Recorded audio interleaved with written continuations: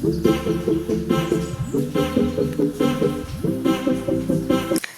everyone, welcome to my YouTube channel. Another new recipe is here. ఈ రోజు recipe ఏంటంటే fish curry ఇంకా fish fry అనమాట. అయితే ఈరోజు ఓన్లీ ఫిష్ కర్రీ చూపిస్తున్నా.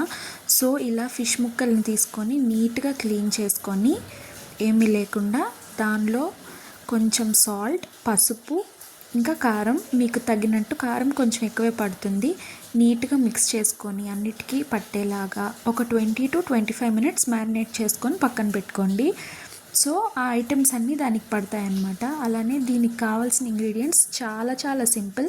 అవేంటంటే ఆనియన్స్, టొమాటో, గ్రీన్ చిల్లీస్, ఇంకా కొరియాండర్, ఇంకా కర్రీ లీవ్స్ అనమాట. ఇవన్నీ కూడా సైజ్కి తగ్గట్టు మీకు తెలుస్తుంది కదా, అలానే తీసుకోండి.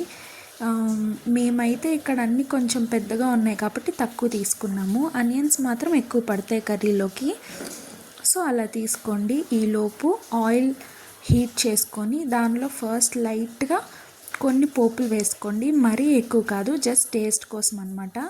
వేసుకొని అవి ఒక 2 minutes ఫ్రై అయ్యాక పచ్చిమిర్చి, ఆనియన్స్, టొమాటో వేసుకొని ఒక 3 to 4 minutes సాటే చేసుకోండి.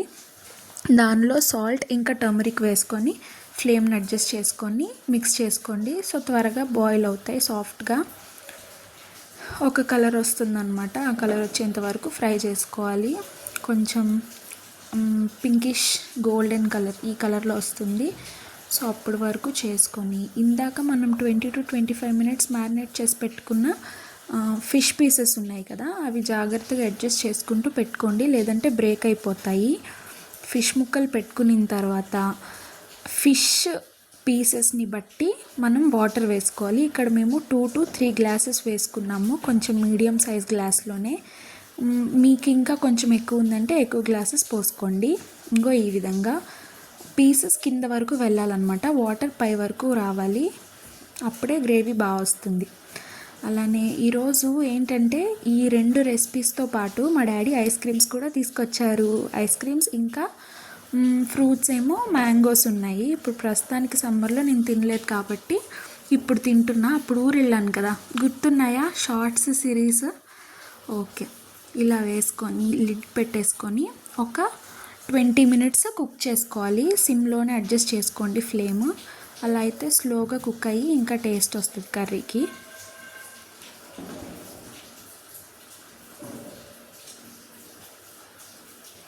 ఇలా పెట్టుకోవాలన్నమాట.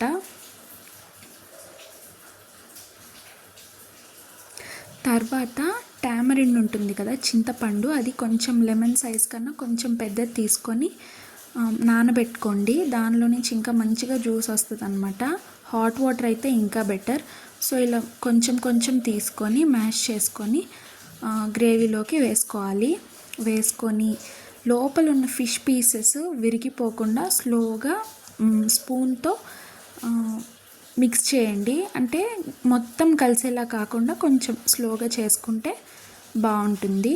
ఇలా బాయిల్ అవుతున్నప్పుడు ఒక 10 to 15 minutes పడుతుంది. అల్లం వెల్లుల్లి పేస్ట్లో ఏమేమి వేయాలంటే అల్లం, వెల్లుల్లి, ధనియాలు, చిన్న చెక్క, ఒక మొగ్గ, 2 యాలకులు, ఇవన్నీ కలిపి ఫ్రెష్గా పేస్ట్ చేసుకొని 2 spoons వేసుకోవాలి, అంత అయితే సరిపోతుంది.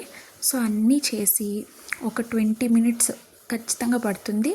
ఆ తర్వాత టేస్టీ వేడి వేడి అన్నంలోకి చేపల పులుసు, చేపల fry. Thank you for watching.